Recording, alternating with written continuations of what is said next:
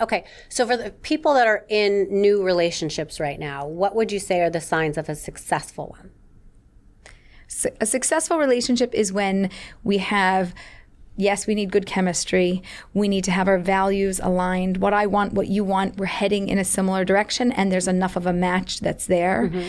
And we need to make sure, especially, that whatever's going on for me internally, my fears, the things that bother me about you, we're all going to be triggered, right? But if we're going to talk about a trigger meter, so we want you to be at low or a tolerable level, but you can't be highly triggered. So you know those relationships are together and like, we love each other, but we love to hate each other, and they like banter, but they fight all the time. Yeah. And you're like, I don't know if you should be together. Yeah, you probably shouldn't. Mm-hmm. You should probably break up. You don't, either that or you should get better skills for communicating with your partner. Mm-hmm. And when we do those things, then we can elevate our relationship. But if you're spiking out, it's not a healthy relationship. What have you found in all the time you've spent with couples or individuals as well? What are the two biggest qualities people are looking for in a relationship? A lot of people want respect. Mm-hmm. I want to be respected for who I am. I want you to understand who I am. I want you to, it all goes also around connecting to me. Like a part of respect is all tied into that. Okay. And the other thing is that people make an effort and they want to receive effort from the other side. So not that it's one for one, because relationships don't work that way, but in Judaism we know that the root of the word love in Hebrew, ahava, is to give. Mm-hmm. And a lot of people feel, I'm giving, but my partner's not giving back to me. Well, sometimes they're giving, but they're not giving in the way that you want to receive. Right. That's a problem. Or sometimes they're really not giving. They're not such a generous human, and it's difficult for them. So I think that giving is at the root of building a relationship, building love, and having it last for a lifetime. Is there a common thing that you think holds people back from being in a successful relationship? Like, for example, when I was watching the show, and as I know from, being a human, a lot of people are mostly attracted at the beginning to things that maybe they shouldn't be. So right. They're looking a lot at looks, or they have a type that they think is super attractive, and it's all about what they think is the chemistry right off the bat. I mean, what do you think about that? I think that we initially look for a match with our eyes. Mm-hmm. And I love what you said, right? Like, I want to have a phone or a text conversation. It's almost like the, pod dating and not seeing anybody. And mm-hmm. I want to connect with your insides, and then I want to see your outsides and come to appreciate who you are. Right. But it takes patience. It takes time.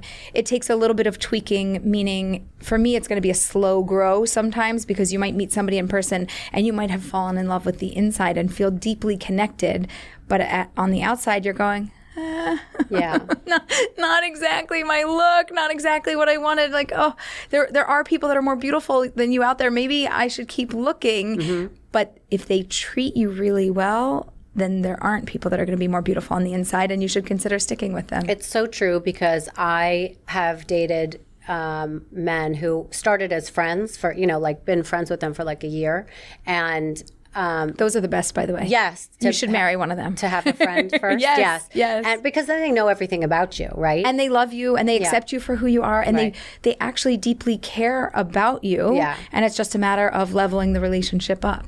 Right. And there's like no secrets, kind of. You know who they've dated. You know what they like and what they don't like. And you end up being together. But I dated, people in the past where I've dated them for I've been friends with them for a long amount of time, and then they become so much more attractive to me. And the reason why I didn't date them at the beginning was because I didn't find them attractive at all. Right. And then all of a sudden, you find that you're like so in love with this person, and you don't even see this person that might be as ugly as a troll, but that doesn't matter at all. They're so beautiful to you, and they make you feel so good, and it doesn't matter if a supermodel's next to them. That's your person. And that's happened to me, where I've really been in love with someone who is not the most attractive person in the room, but just makes me feel so good and is so funny, or they have great qualities like that. Exactly. I think that's really important. So how did you get on the show? A matchmaker. Really? One of my matchmaker colleagues, we were doing webinars and we were doing trainings. We also do trainings for matchmakers and coaches. We were doing singles, online dating events, a lot during Corona. And she calls me and she goes, Aleeza, there's this show, and casting called me.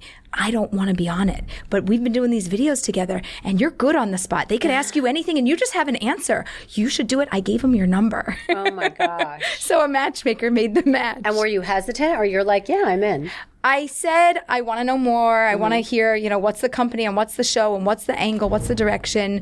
When I heard it was about Indian matchmaking, it was the spin-off of that, and it was going to be the Jewish matchmaking show. I had already binged the show, and I said, wow, they did that so beautifully. The production company, they do it from a docu-reality style. So it's really documentary style. They want the truth. They want to know what's going on behind the scenes, but it's still a reality show. And I said, you know what? That's the perfect blend. And there's always an amount of hesitation because everybody has rights to do, once you sign on the dotted line, they could do anything to you. But I knew the intention behind it. Right. And I said, okay, well, if I hold myself to my own standard and I represent myself well and I pray really hard, I think it's going to turn out well. That's great. And it did. As I was telling you before we started, I watched the first episode and then binged the 7 other ones because it was so good. I couldn't stop. And I'm not a full Jew. So it's for anyone who, you don't have to be Jewish to be watching it. So did you cast this group yourself, or was there help from Netflix?